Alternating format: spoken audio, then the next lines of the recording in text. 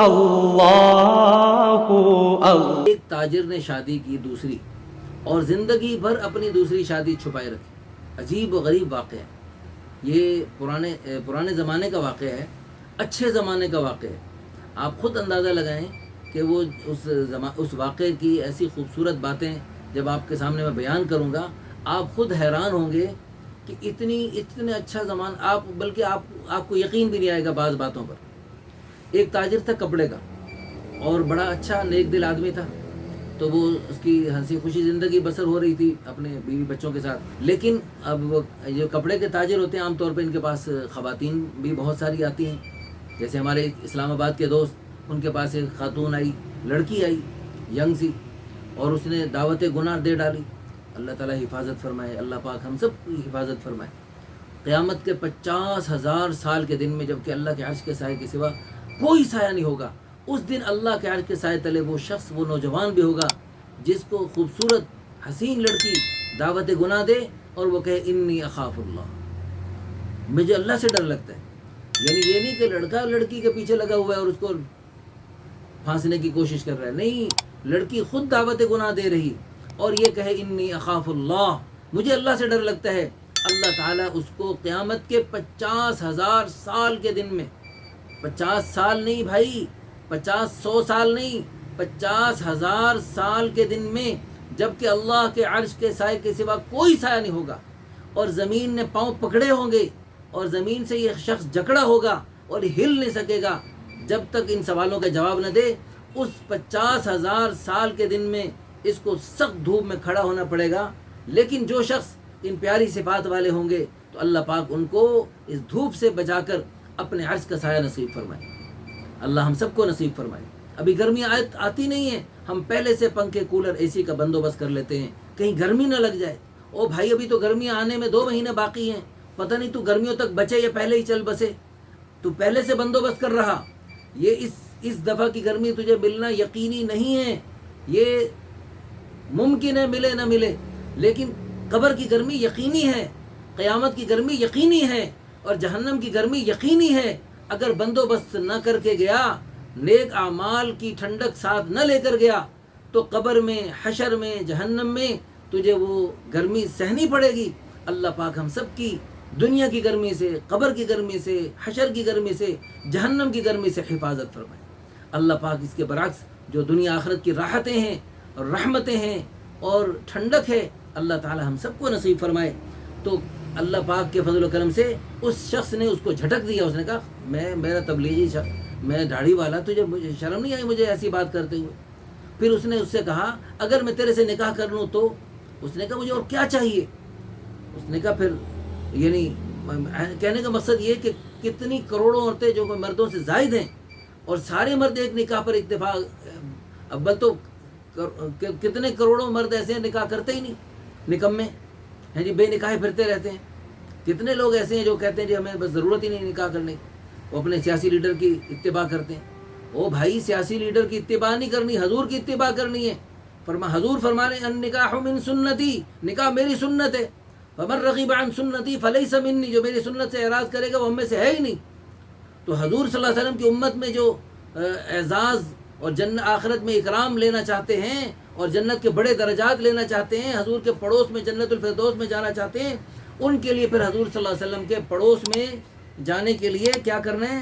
ان کے لیے پھر حضور صلی اللہ علیہ وسلم کا پڑوس پانے کے لیے، یعنی ان کو حضور کی اتباع میں نکاح کرنے ہوں گے، ایک سے زائد بلکہ کرنے ہوں گے۔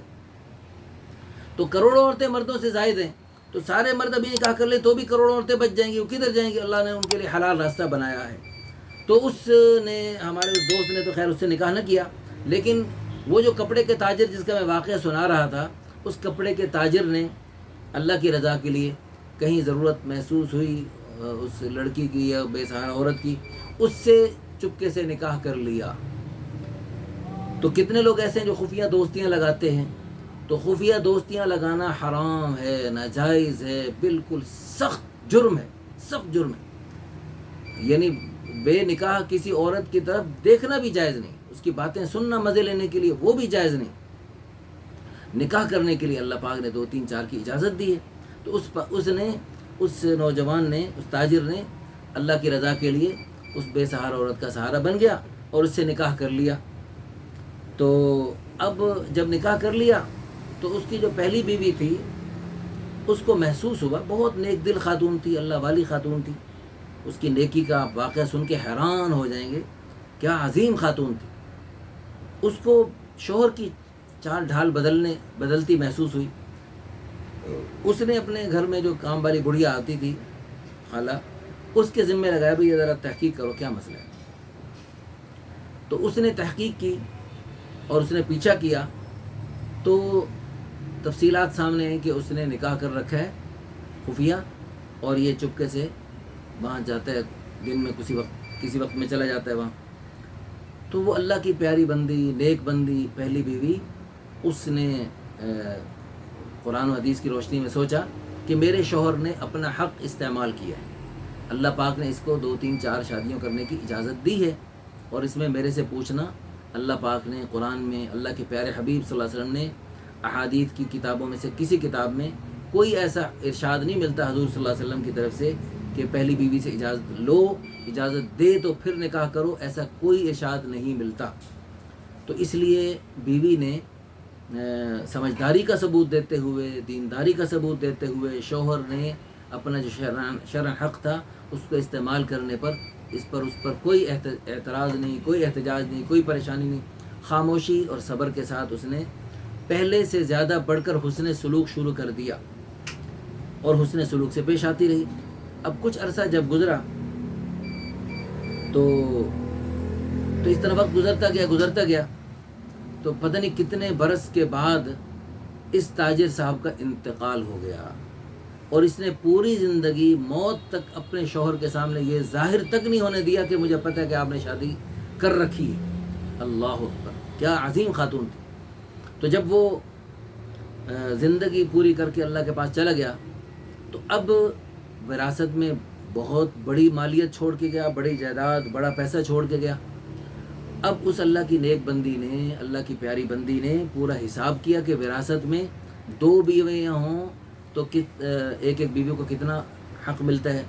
تو وہ جتنا کروڑوں روپے تھے، جتنے بھی تھے پیسے، وہ اس کا حساب کتاب کر کے وہ ایک تھیلی میں باندھ کر اس کے پاس بھجوا دیا، کہ اس کو خط لکھا کہ بہن مجھے پتہ لگ گیا تھا کہ میرے شوہر نے آپ سے نکاح کر رکھا ہے، اور چونکہ اس نے شرعن حق استعمال کیا تھا تو مجھے حق نہیں پہنچتا تھا کہ میں اپنے شوہر پر اس بات پر اعتراض کروں یا اس پہ لڑوں جھگڑوں، اس لیے میں نے الحمدللہ اپنے شوہر کو کچھ تک محسوس تک نہیں ہونے دیا، اور میرے شوہر انتقال کر گئے ہیں.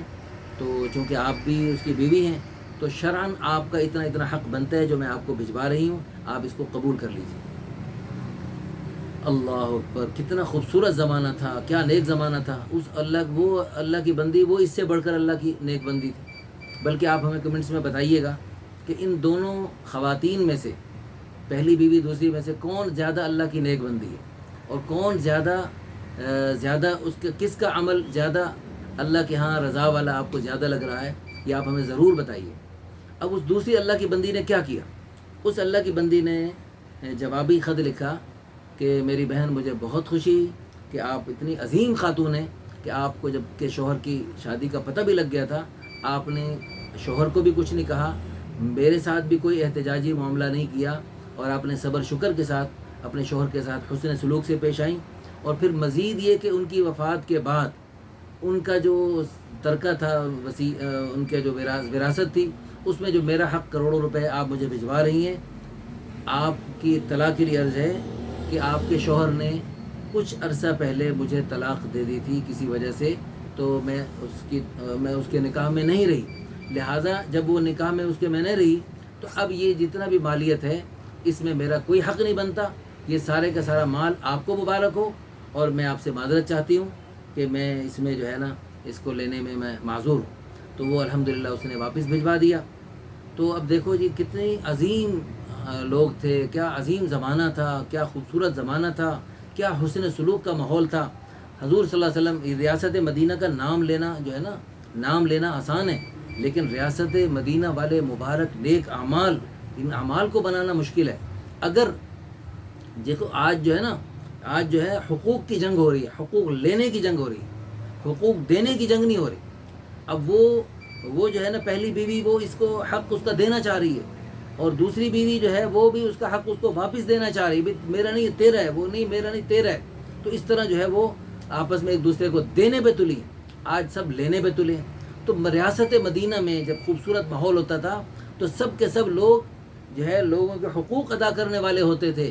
اگر مدینہ طیبہ کی پیاری بستی میں سبحان اللہ الہی دکھا دے وہ مدینہ کیسی بستی ہے جہاں دن رات تیری رحمت برستی ہے، تو مدینے والے مبارک اعمال، نیک اعمال دنیا کے کسی خطے میں شروع ہو جائیں تو اللہ پاک اسی میں وہ مبارک رحمتیں برکتیں اللہ پاک نازل فرما دیں. اللہ نے قرآن میں صاف فرمایا وَلَوْ أَنَّ أَهْلَ الْقُرَىٰ آمَنُوا وَاتَّقَوْا، اگر بستی محلے والے ایمان تقوی دو چیزیں حاصل کر لیں تو لَفَتَحْنَا عَلَيْهِمْ بَرَكَاتٍ مِّنَ السَّمَاءِ وَالْأَرْضِ، ہم آسمان اور زمین کی برکتوں کے دروازے کھول دیں. تو آسمان اور زمین کی برکتوں کے دروازوں کا کھلنا اللہ تعالیٰ نے ایمان اور تقوی کے ساتھ جوڑا ہے. ایمان اور تقوی ہمارے محلے کے مردوں میں عورتوں میں خود بخود نہیں آتا، محنت کوشش چاہتا ہے. اللہ پاک ہم سب کو توفیق عطا فرمائے. محنت کوشش کر کے اپنے پورے علاقوں میں ایمان تقوی کی فضا بنائیں. پھر کیا ہوگا، جیسے ریاست مدینہ میں تھا، اگر مدینہ طیبہ میں 1000 لوگ رہتے تھے تو ایک بندہ 999 کی خیر خواہی کے جذبے سے کوٹ کوٹ کے بھرا ہوا تھا، اور 999 اس ایک کو خیریں پہنچانے پہ تلے ہوئے تھے. تو جب ایک دوسرے کو خیر پہنچانے کا جذبہ ہو تو اللہ کی قسم دنیا میں جنت کا مزہ آتا ہے، دنیا میں ہی جنت کا مزہ آتا ہے. تو اللہ پاک سے ہم دل سے دعا کرتے ہیں اللہ پاک ایسا مبارک ماحول، نیک ماحول دوبارہ ہم میں چالو فرما دے، اور اللہ پاک حضور صلی اللہ علیہ وسلم کے مبارک زمانے کی ساری خیر و برکات اللہ ہم سب کو نصیب فرمائے. ہم نے اپنے پاکستان میں ریاست مدینہ کا ماشاءاللہ نام تو لے لیا، اللہ پاک اس نام کو کام والا بھی بنا دے، اور اللہ پاک ہمیں ریاست مدینہ کی حقیقت بھی نصیب فرما دے. باقی پاکستان کی ریاست مدینہ کے ساتھ مناسبتیں تو بہت ساری ہیں، بہت ساری مناسبتیں ہیں. تو اللہ پاک ان مناسبتوں کے مطابق اللہ پاک اس کو باقی ریاست مدینہ بنا دے. اللہ پاک کی ذات عالی سے کچھ مشکل نہیں ہے. وما ذلك علی اللہ بعزیز. تو اس میں صرف عمران خان محترم جو ہے انہی کی نیت کرنا کافی نہیں ہے، پورا ملک نیت کرے، پوری قوم نیت کرے کہ ہم نے اپنے ملک کے پاکستان کو ریاست مدینہ کی نمونہ بنانا ہے. تو پھر انشاءاللہ ثم انشاءاللہ کچھ بعید نہیں کہ اللہ پاک ہمیں یہاں ریاست مدینہ والی برکات نصیب فرما دیں. آمین ثم آمین. وآخر دعوانا الحمدللہ رب العالمین. اللہ اللہ اللہ